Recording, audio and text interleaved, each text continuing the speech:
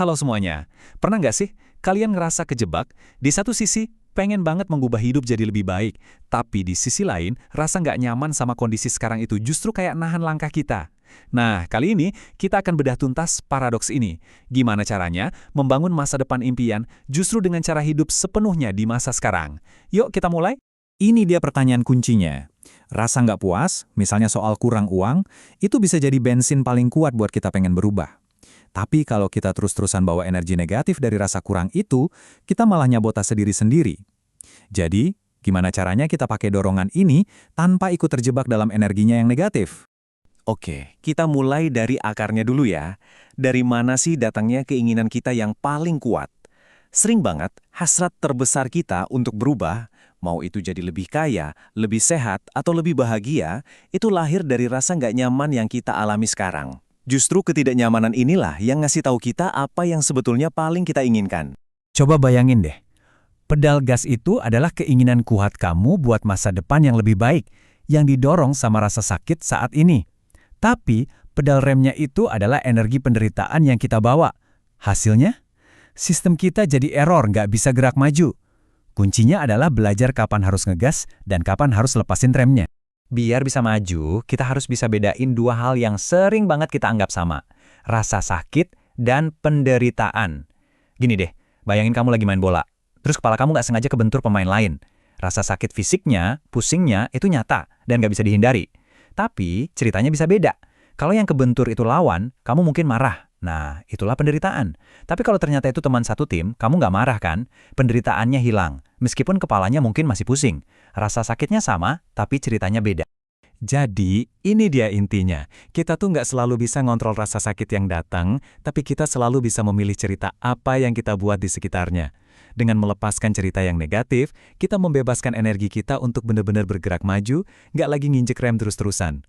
Terus, gimana cara kita menerapkan ini buat mencapai tujuan-tujuan kita? Nah, ini membawa kita ke sebuah konsep yang disebut manifestasi, atau gimana caranya mewujudkan sesuatu dari yang tadinya nggak kelihatan jadi nyata. Gampangnya gini, manifestasi itu proses memunculkan sesuatu. Dari yang tadinya cuma ide atau keinginan di kepala, jadi sesuatu yang bisa kita lihat dan alami di dunia nyata.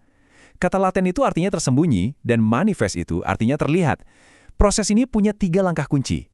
Bayangin aja proses ini kayak lagi memanah. Pertama, kamu bidik targetnya. Itu tujuan kamu. Kedua, kamu tarik busurnya sekuat tenaga. Ini proses membangun energi dan fokus. Dan yang paling penting, sekaligus yang paling susah adalah melepaskan anak panahnya. Kamu harus percaya panah itu bakal melesat.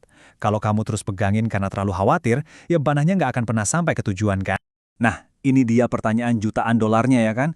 Keinginan yang kuat itu justru bikin kita terus mikirin, yang artinya kita belum benar-benar melepaskannya. Jadi, gimana caranya? Kita bisa lepasin keterikatan, tapi tetap punya tujuan. Jawabannya ada di satu tempat yang sangat-sangat kuat. Disinilah titik temu dari semua paradoks yang kita bahas dari tadi. Tempat di mana kebahagiaan dan penciptaan itu bisa ketemu adalah di saat ini. Inilah kunci untuk benar-benar melepaskan anak panah itu. Ketika kamu sepenuhnya hadir di momen ini, kamu nggak terikat sama keinginan di masa depan atau trauma masa lalu. Dalam kondisi inilah kamu bisa merasa bahagia sekarang. Dan pada saat yang bersamaan, proses manifestasi itu justru berjalan paling efektif. Kenapa? Karena kamu udah melepaskan keterikatan pada hasilnya. Pikiran kita itu memang secara alami suka jalan-jalan, kadang dia loncat ke masa lalu buat nyeselin sesuatu, atau loncat ke masa depan buat khawatirin sesuatu. Dua-duanya itu sumber penderitaan. Latihan kita adalah membawa pikiran kita kembali ke satu-satunya waktu yang nyata, yaitu sekarang. Oke, jadi gimana caranya biar kita bisa tetap ada di saat ini, padahal pikiran kita hobi banget loncat-loncat? Caranya adalah dengan menggunakan jangkar yang kita semua punya. Coba pikirin deh, pikiran kamu bisa ngebayangin lagi liburan di Paris atau nginget masa kecil, tapi tubuh kamu nggak bisa. Tubuh kamu itu 100% selalu ada di sini sekarang. Makanya cara paling gampang buat narik pikiran kembali ke saat ini adalah dengan mengikatnya pada tubuh kita. Ada banyak cara praktis buat ngelakuin ini. Misalnya pas lagi dipijat, pikiran kita otomatis fokus ke sensasi di badan. Pas lagi berendam air dingin, nggak mungkin pikiran kita keluyuran. Bahkan teknik sesimpel menempelkan lidah ke langit-langit mulut bisa langsung menghentikan pikiran yang loncat-loncat. Karena itu, maksa kesadaran kita balik lagi ke tubuh.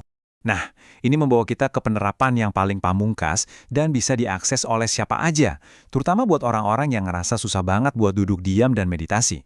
Benar banget, saat kamu sepenuhnya tenggelam dalam sebuah tindakan, entah itu lagi kerja, nyapu lantai, atau masak, tubuh kamu bergerak dan pikiran kamu jadi fokus. Kamu nggak punya waktu buat khawatir soal masa depan atau nyeselin masa lalu. Inilah kenapa orang yang sibuk bertindak seringkali nggak terjebak dalam pikiran yang berlebihan. Tindakan itu sendiri adalah sebuah meditasi. Kalian mungkin pernah dengar angka ini, aturan 10.000 jam, yang katanya butuh waktu selama itu untuk jadi ahli di suatu bidang. Ini ada hubungannya banget sama tindakan yang terfokus dan diulang-ulang. Dan ini dia pertanyaan terakhir buat kita renungkan. Melakukan sesuatu selama 10.000 jam itu pasti akan membuat kamu ahli, itu udah pasti. Tapi ahli dalam hal apa? Ahli dalam berhasil atau ahli dalam gagal? Tanpa kesadaran, tanpa kehadiran di saat ini untuk terus mengoreksi dan memperbaiki, bisa jadi tindakan kita cuma ngulangin pola yang salah terus-menerus. Jadi pertanyaannya bukan cuma apa yang kamu lakukan, tapi bagaimana kamu melakukannya. Dengan kesadaran penuh atau enggak?